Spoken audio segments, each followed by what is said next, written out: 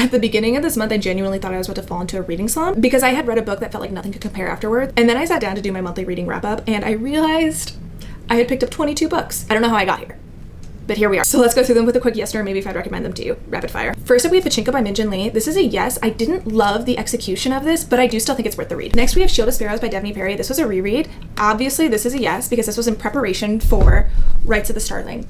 This book was fantastic. Absolutely yes. 5 stars. The Dream Hotel by Leila Lamy.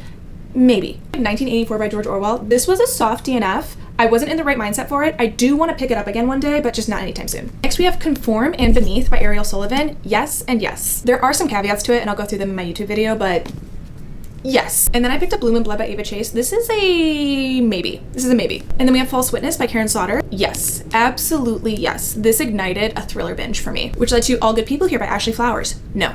It was so much fun until the last 5 pages, and the ending just honestly pissed me off. No. However, the Grant County series, yes. This is by Karen Slaughter. This is the first thriller series I've ever read. Absolutely yes. My favorite in the series is the first one, Blindsided. These do go in chronological order. However, they read as more individual stories. I would not recommend reading these back to back to back to back just because they are really dark. I will say this, I ended up skimming the last book only because the narrator change in the audiobooks was tough. It was tough.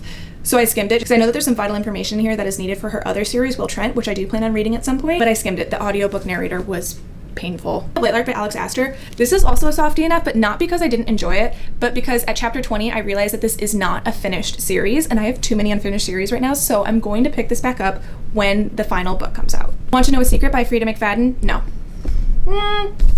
Maybe. Maybe. Lastly, we have the Road of Bone series. Yes.